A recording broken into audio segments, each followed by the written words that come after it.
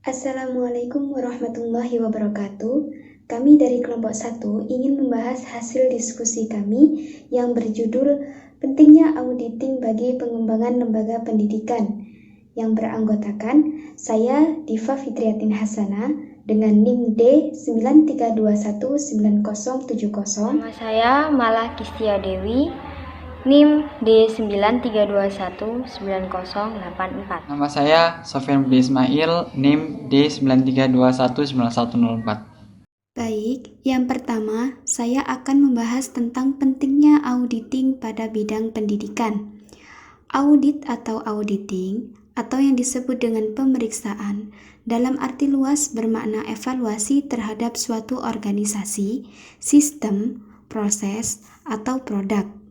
Audit atau auditing dilaksanakan oleh pihak yang berkompeten, objektif, dan tidak memihak siapapun.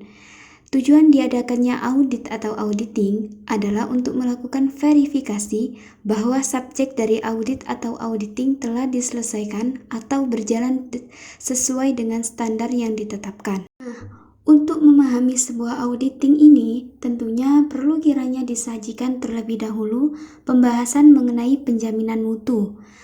Pembahasan penjaminan mutu ini tidak lain bahwa auditing merupakan bagian tak terpisahkan dari kegiatan penjaminan mutu, karena audit merupakan bagian dari fungsi penjaminan mutu tersebut. Nah, jadi dapat disimpulkan bahwa auditing merupakan cara yang digunakan untuk melakukan evaluasi dalam siklus penjaminan mutu pendidikan.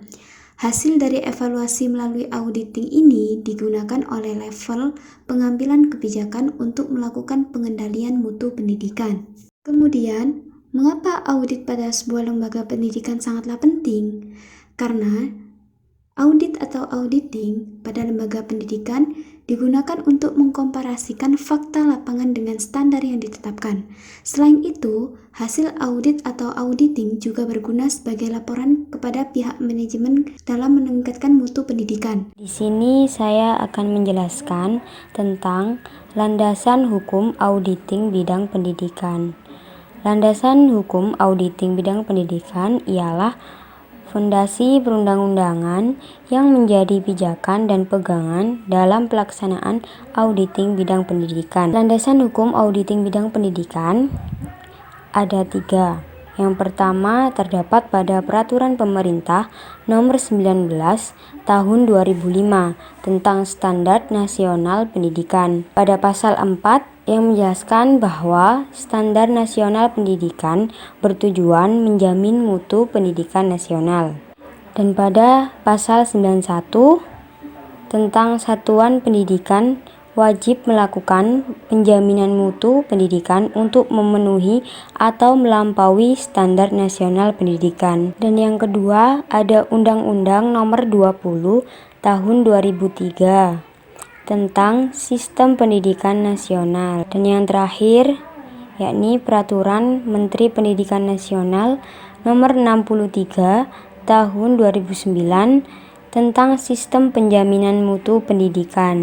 Di sini saya akan menjelaskan tentang kebijakan auditing bidang pendidikan di Indonesia. Kebijakan menurut Kamus Hukum dan Glosarium Otonomi Daerah merupakan pernyataan prinsip sebagai landasan pengaturan dalam pencapaian suatu sasaran.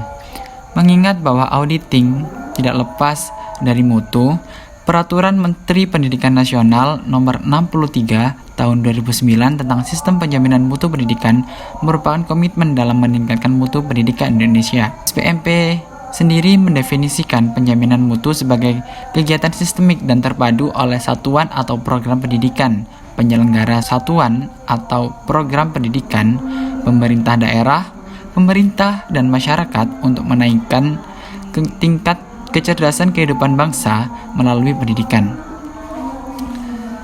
Untuk mengukur pelaksanaan standarisasi mutu secara nasional yang mencakup 8 standar nasional pendidikan, secara umum dilakukan 2 besaran kegiatan penilaian terhadap suatu pendidikan, yaitu 1. Akreditasi sekolah, 2. Evaluasi diri sekolah. Lebih lanjut, Permendikbud mengeluarkan peraturan terkait pendidikan dasar dan menengah Menurut Permendikbud nomor 28 tahun 2016 tentang Sistem Penjaminan Mutu Pendidikan Dasar Menengah, Sistem Penjaminan Mutu Pendidikan Dasar Menengah adalah suatu kesatuan yang terdiri atas organisasi, kebijakan, dan proses terpadu yang mengatur tentang kegiatan untuk meningkatkan mutu pendidikan dasar dan menengah yang saling berinteraksi secara sistematis, terencana, dan berkelanjutan. SPMP sendiri dibagi menjadi dua, yakni SPMI atau Standar Penjaminan Mutu Internal dan SPME Standar Penjaminan Mutu Eksternal. Dalam Permendikbud tersebut dinyatakan bahwa perencanaan, pelaksanaan, pengendalian, dan pengembangan SPMI Dikdasmen dan SPME Dikdasmen mengacu pada Standar Nasional Pendidikan. Satuan pendidikan dapat menetapkan mutu di atas SNP dalam perencanaan, pelaksanaan, pengendalian, dan pengembangan SPMI Dikdasmen. Pemerintah juga mengeluarkan peraturan terkait kebijakan peningkatan mutu pendidikan tinggi. Yang pertama, yakni pendirian kelembagaan. Yang kedua, pembuatan peraturan. Yang ketiga, pemberian bantuan. Yang terakhir, yakni pelaksanaan program. Cukup sekian dari kami. Kurang lebihnya kami mohon maaf. Allahul muwaffiq ila aqwamit thoriq. Wassalamualaikum warahmatullahi wabarakatuh.